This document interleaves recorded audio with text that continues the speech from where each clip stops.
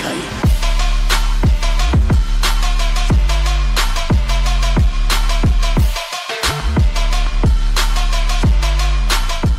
Bumalik muna tayo ng bahagya sa istorya habang magkaharap ang ating bida na si Soryong at si Sol na inaangat ang kanyang espada kung saan habang nagliliwanag ang mga mata nito ay natanong niya si Soryong kung ano ang kanyang sinabi.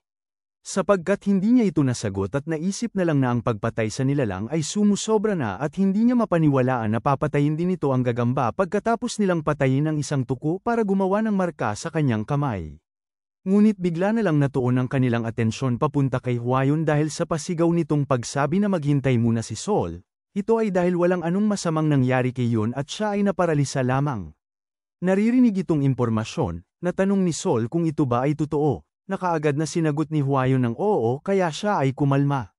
Dagdag pa nito na nauunawaan niya ang nararamdaman ni Sol pero kung papatayin niya ang nilalang ay maaalis ang anyo nito kaya wala na silang paraan para malinaw ang kanyang pangalan. Wika pa nito habang nililingon ang walang malay na gagamba na pag-isipan nito ni Sol dahil kung dadalhin niya at ipapakita itong nilalang sa mga tao sa kanilang pamilya ay paniguradong mapapawi ang kanyang mga hinaing. Dagdag pa nito na bukod pa roon ay si Soryong ang nakahuli nitong nilalang, ang nakadiskubre ng elixir na ibinigay sa kanya. Siya rin ang sumagip sa buhay ng kapatid nitong si Yun at si Soryong din ang tumulong para malinaw ang pangalan nito kaya natanong niya si Sol na paniguradong hindi nito basta-basta na lamang iwawasiwas ang kanyang espada dahil dito. Nauunawaan na nagbibigay saysay ang mga sinabi ni Hwayon ay natahimik na lang si Sol. Pagkatapos nito ay ang pagbalik niya ng espada sa takip nito at paghihingi ng patawad sa ating bida dahil hindi niya naisip ang kabutihan nito at nakagawa ng isang kasalanan subalit may tuwalang siyang sinabihan ni Soryong na ito ay maayos lang. Hindi lubos mapaniwalaan na magagawa ni Hwayon na makapag-isip ng mabuti sa ganitong sitwasyon ay napalingon si Soryong sa kanya at napaangat ng kanyang dalawang hinlalaki para magbigay pagsenyas na mabuti ang ginawa nito. Maya't maya pa habang kanilang nasisilayan ang nakagapos sa sapot at walang malay na gagamba na may mukha ng babaeng anak ng angka ng Namgong, natanong ni Sol sa ating bida kung ano ang pinaplano nitong gawin sa nilalang. Ito'y sinagot ni Soryong na sa ngayon, ang plano nito ay buhayin ito at dalhin pabalik sa angka ng Tang. Dagdag pa nito habang namumula ang mga pisngi at hinahawakan ito sa ulo ng may pananabik na ito ay napaka-cute. Na siyang ikinagulat ni Sol kaya habang namumula din ang kanyang mga pisngi ay natanong niya kung ano ang ibig nitong sabihin. Kasunod nito ay ang pagdikit niya ng kanyang dalawang daliri at hindi maitagong hiya na natanong kung hindi ba ang ating bida ay mayroon ng kasintahan na si Hwayon. Bagamat napabuntong hininga lang si Hwayon at nagsabi kay Sol na alam niya na hindi ganoon ang ibig nitong sabihin. Kaya ipinaliwanag nito na ang ibig sabihin ng ating bida na ang gagamba mismo ang cute. Ito ay dahil ito'y kulay pula, mayroong malambot na balahibo, at mayroong kakaibang abilidad kaya ito ang ibig niyang sabihin sa pagiging cute. Nakikita ang reaksyon ni Soryong habang yakap-yakap ang gagamba ay nag-iba bigla ang ekspresyon ni Sol at naunawaan niya na mali ang kanyang inaakala. Nang bigla na lang bumaling ang atensyon ng ating bida papunta sa kanila kaya natanong nito kung ano ang pinag-uusapan ng dalawa. Na sinagot lang ng dalawang babae na ito'y wala. Kung saan pagkatapos ay nagpatuloy ang gabi sa kabundukan ng Huangshan. Kinaumagahan sa pagsikat ng araw, ang dambuhalang gagamba at si Yun ay ligtas na naihatid pabalik sa teritoryo ng angka ng Namgong, at dito ay hindi maipinta ang pagkagulat ng mga kalalakihan ng kanilang makita ang nilalang na kanilang dala.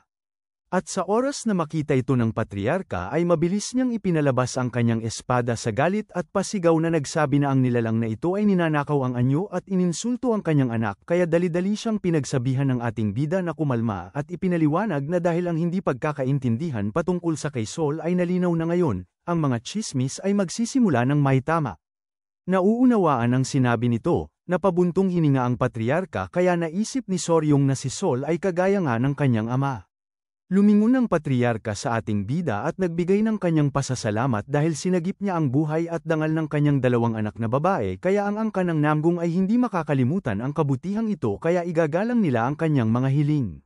Habang itinuturo ang gagamba sa kanyang likuran ay nasabi na lang nito na kagaya ng sinabi niya kanina, dadalhin niya ang nilalang, na walang pag-aalinlangan na pinayagan ng patriarka.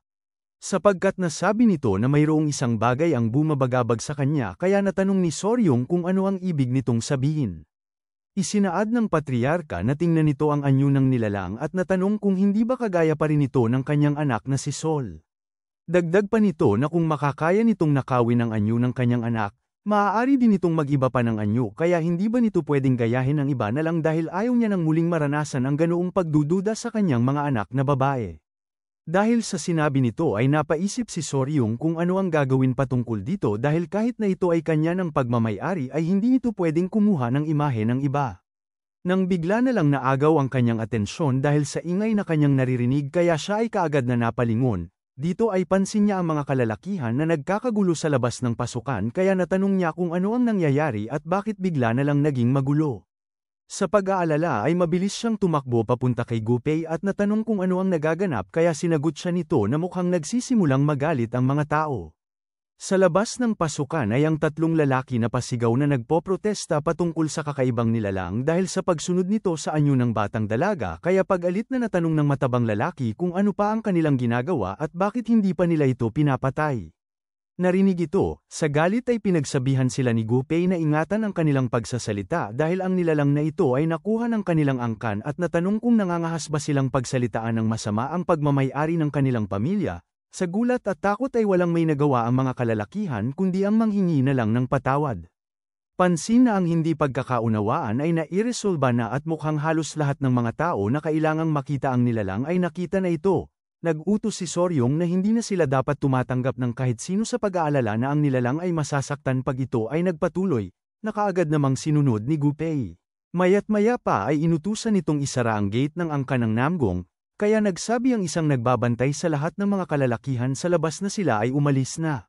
Subalit bago pa tuluyang maisara ang gate ay mayroong isang tao na may hawak ng tungkod ang nagpakiusap na sila ay maghintay muna.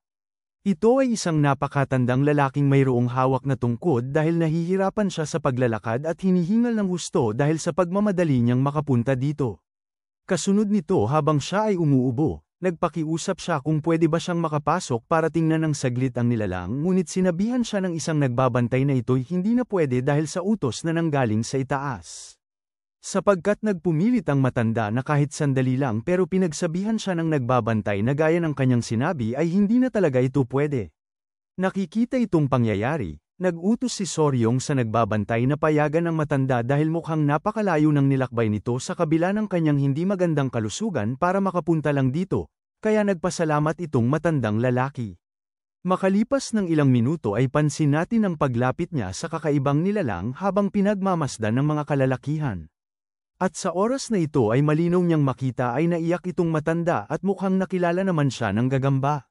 Bagamat napalingon siya sa ating bida at natanong kung ano ang mangyayari dito at kung ito ba ay kanilang papatayin gaya ng sinasabi ng mga iba, pero sinabihan siya ni Soryong na ito ay hindi maaari dahil ito ay isang mahalagang nilalang kaya plano niyang dalhin ito sa Sichuan at palakihin ito ng maayos sa angkan ng Tang. Dagdag pa nito na marahil ito ay nagmumukhang hindi pangkaraniwan dahil sa kanyang kinakain, ito pa rin ay isang simpleng nilalang lamang. At dahil itinakda siya ng langit na maging ganito, hindi ito kasalanan ng munting nilalang. Naririnig itong mga bagay, naiyak sa tuwa ang matandang lalaki at isinaad na hindi pa siya nakakarinig ng kahit sinong nagsabing ganito, at kung ito ay ang ating bida ay paniguradong mapagkakatiwalaan niya ito. Nang bigla na lang nitong inalis ang tali na nakagapos sa gagamba kaya sa pagkagulat ng mga kalalakihan ay pasigaw na natanong ni Soryong kung ano ang ginagawa nito.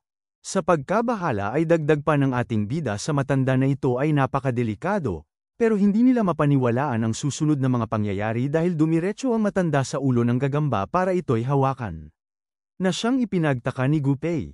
Nakikita na hindi ang nilalang nagiging agresibo at nasisiyahan sa ginagawa ng matanda, na ginhawaan ng ating bida. Kasunod nito ay ang pabuntong hininga niyang pagsabi na hindi ito nakakapagtaka dahil sa simula pa lamang ay mayroon siyang nararamdamang pamilyar na aura na lumalabas sa matanda. At ito ay dahil sa kaluluwang kagaya niya, kaya naisip ng ating bida na panigurado at walang pagdududa, isa rin itong enthusiast tulad niya. Ipinaliwanag naman ng matanda na ang pangalan nitong nilalang ay si Yowa, at ikinwento niya na 20 taon na ang nakakaraan isang araw pagkatapos mawala ang buo nitong pamilya sa pandemya at malugmok siya sa kawalan ng pag-asa, nakita niya itong nilalang na nooy kasinlaki lang ng kanyang kamao at nagsimula silang mamuhay ng magkasama. At noong napupuno pa siya ng lakas ay personal niya itong pinapakain ng kanyang yang energy para ito'y palakihin, subalit nang magsimulang manghina ang kanyang lakas at hindi niya na makakayang magbigay ng yang energy, nangyari ang bagay na ito. Dagdag pa nito na nakagawa ito ng masamang bagay sa batang dalaga ng angka ng Namgung kaya itong lahat ay kanyang kasalanan.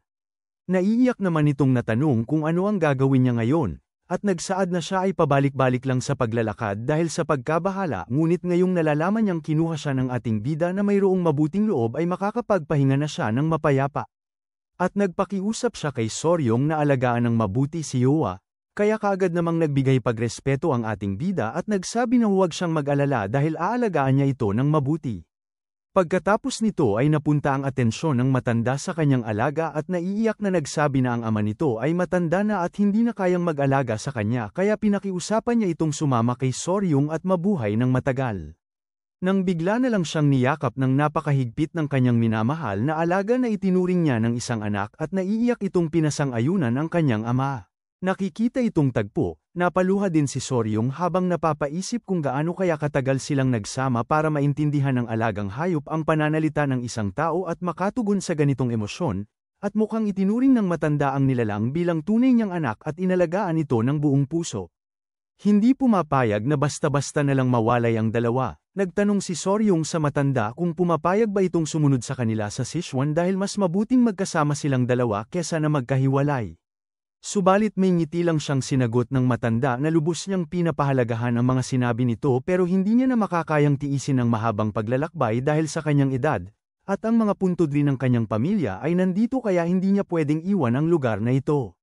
Kaya natanong siya ni Soryong na kung ganoon, maaari ba nitong ibahagi ang mga karanasang nakuha niya sa pagpapalaki kay Yoa dahil ito ang una niyang beses na makasalamuhan ng ganitong nilalang, na bukas loob na sinagot ng matanda na sasagutin nito ang lahat ng kanyang mga katanungan sa abot ng kanyang makakaya. At ang pinakamahalagang bagay na gustong malaman ng ating bida ay patungkol sa yang energy kung saan nahihiya niyang natanong kung papaano niya itong maibibigay. Kaagad naman itong ipinakita ng matanda sa pamamagitan ng paglagay ng kanyang daliri sa bibig ng nilalang at kasunod pa nito ay nasabi niya na kahit ang simpleng pagtulog ng magkasama ay nagpapasa ng yang energy. Dagdag pa nito na kung mabibigyan mo ito ng yang energy gaya nito, magbabago ang nilalang sa anyo na sa tingin nito ay ang pinakamaganda sa mata ng nagmamay-ari ng yang energy. Nakikita ang pagbabagong anyo ng nilalang sa isang magandang babae, natanong ng ating bida kung anong klaseng anyo ito. Ipinaliwanag ng matanda na ito ay ang anyo ng kanyang namayapang asawa noong bata pa siya, at gusto niyang makita ang mukha nito bago siya mamatay kaya nakaramdam siya ng ginhawa. Natanong naman ng matanda kung gusto ba itong subukan ng ating bida, na pinasang-ayunan ni Soryong sa pagsasabi na ito ay kanyang susubukan kaya lumapit siya sa harap ng nilalang. Kasunod nito ay ang paglagay niya ng kanyang daliri sa bibig nito, kung saan natigilan ang lahat ng mga tao sa paligid dahil sa muling pag-iiba nito ng anyo. Nananabik sa ipapakita nitong itsura, natanong ni Soryong sa kanyang isipan kung ano kaya ang ipapalabas nito at sa karaniwan malamang si Hwayon ang lalabas dito. Subalit dito siya nagkakamali dahil walang kahit anong anyo ang lumabas sa nilalang at ito ay isang blangkong manika. Na siyang ikinagulat ng lahat kaya makikita natin si Soryong at ang matanda na natitigilan sa kanilang kinatatayuan. At habang ito ay itinuturo ng ating bida kasabay ng pagpapalabas niya ng matinding pawis at nalilitong mukha, nagugulat na natanong ng patriarka sa kanyang likod kung ito ba ang anyo ng panlasa ng batang lalaki.